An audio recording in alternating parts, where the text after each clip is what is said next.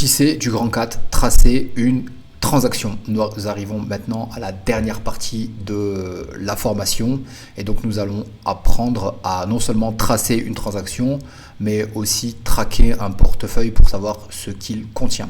Donc premièrement, je vous ai montré un petit peu un aperçu avec l'envoi et la réception de Bitcoin dont nous avons fait la démonstration dans les vidéos précédentes.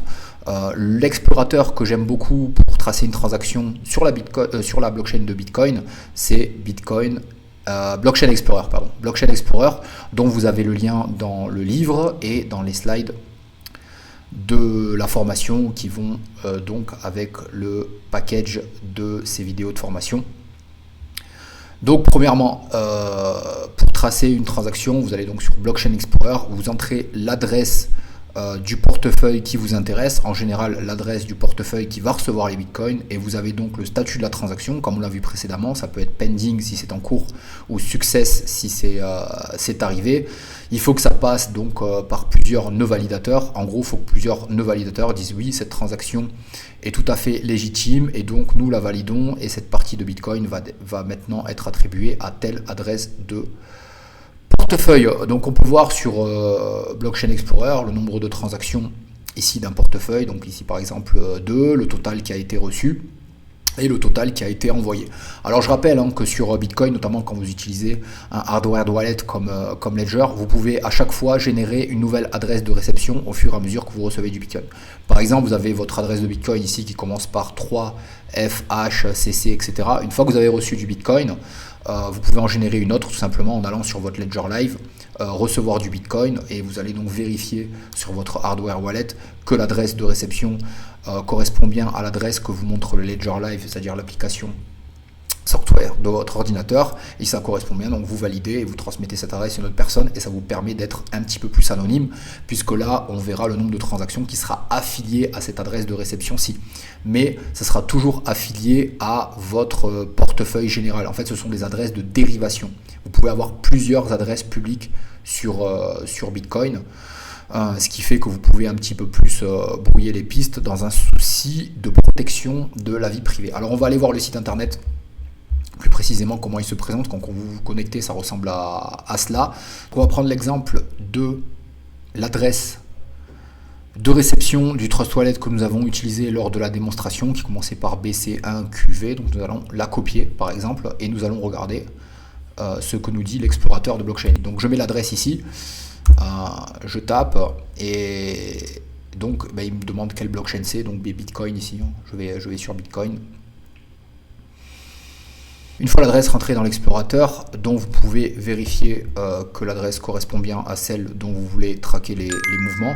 Donc maintenant, le solde sur mon portefeuille est de 0. Donc évidemment, j'avais renvoyé tous les BTC disponibles sur mon compte Binance. Au total, on peut voir que cette adresse a reçu 1.9 BTC, ce qui représente aujourd'hui plus de 186 000 $. Mais bon, il faut savoir que quand j'avais transféré donc la totalité des mouvements, etc., on avait du BTC à des moments donnés à 3 000 $, à 4 500 $. Mais aujourd'hui, ce volume d'échange correspond à donc 1.9 BTC. Donc un BTC aura toujours un BTC, nous sommes d'accord.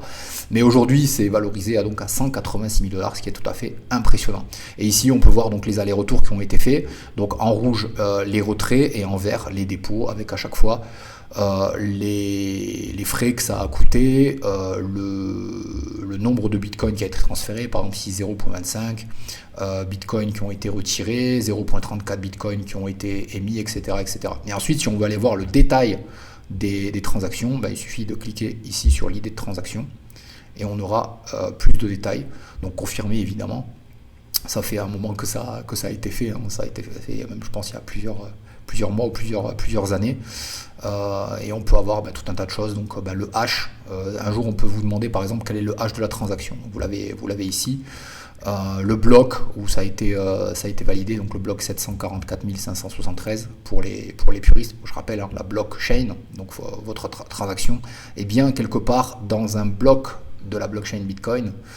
Voilà la valeur en BTC, les frais, donc c'était 0.4 x 0, 17, ce qui correspondait à $, ce qui correspond aujourd'hui à 1,66 $, mais ça valait beaucoup moins au moment où je l'avais fait. Donc voilà, on peut avoir beaucoup beaucoup d'informations, plus que nécessaire pour quelqu'un qui pilote à peine un petit peu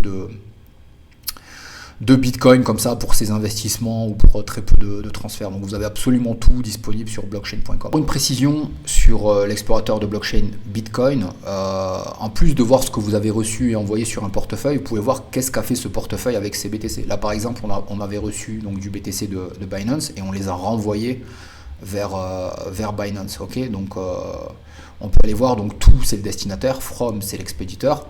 Donc on peut aller voir lui qu'est-ce qu'il a fait avec ces BTC là. Donc on peut voir que là par exemple ça a été renvoyé encore ailleurs. Voilà, donc là principalement ça correspond forcément à mon adresse personnelle, mais si on regarde, vous pouvez traquer comme ça par exemple qu'est-ce qu'a fait avec vos BTC la personne ou à qui vous avez envoyé du BTC, et ça peut être très intéressant. Donc là je vais revenir par exemple sur le portefeuille Trust Wallet. Si on regarde tous les, voilà, donc là on voit 2021, 2022, le 22 janvier 2022 j'ai envoyé par exemple l'adresse à 1LFY qui finit par GA5H.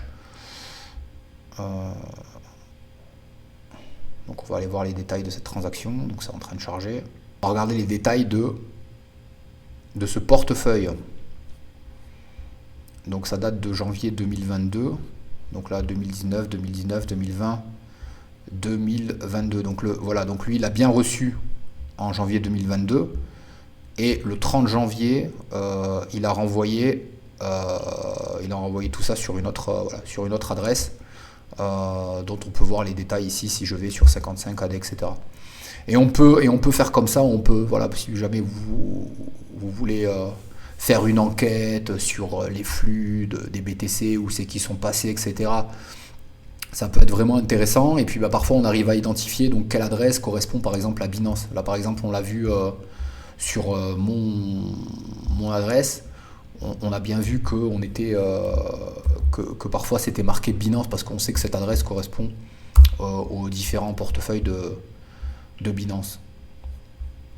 Voilà, on voit Binance 4, etc. quand on sait à qui ça appartient, mais sinon ça reste voilà, pseudonyme comme je l'avais dit, voilà pour la précision. Ensuite pour ce qui concerne Ethereum, quand vous arrivez donc sur etherscan.io, la page d'accueil ressemble à ceci. Et là pareil c'est le même principe, hein, vous rentrez l'adresse Ethereum, donc on va prendre cette adresse par exemple au hasard. Donc ça charge bien sûr. Et là vous avez donc combien contient ce portefeuille. Pour le moment contient 0.11 Ethereum, ce qui correspond à 381 $ au prix actuel. Les différentes transactions en Ethereum qui ont été faites, les différentes transactions des tokens qui ont été faits. Tokens, je rappelle, c'est des actifs qui sont hébergés sur une blockchain, donc c'est bien sur des livres différents. Donc les transactions ici c'est purement de l'Ethereum, et ici donc ce sont les tokens, donc par exemple l'USDT, le Shiba et toutes sortes de tokens qu'on peut trouver par exemple sur Ethereum. Et ce qui est intéressant maintenant avec etherscan.io, donc faites toujours attention à aller sur le bon site internet, c'est qu'on peut aller sur Multichain Portfolio et il va détecter tous les actifs sur toutes les blockchains qui utilisent la même technologie que Ethereum, qu'on appelle EVM, Ethereum Virtual Machine. Et BNB est l'une d'elles, et on peut voir que ce portefeuille, par exemple, il a en valeur entre les tokens hébergés sur ce portefeuille et l'Ethereum, ça représente 1326 $, donc 98% des actifs de cette adresse, qui est donc 0x41 et qui finit par AC89. Et ensuite, par exemple, sur la BNB Chain, la BNB Smart Chain, on a donc du BNB et ce token-là qui est certainement un petit airdrop dont il a bénéficié. On va prendre l'exemple d'une autre adresse ici. Cette adresse-là qui a un petit peu plus d'actifs.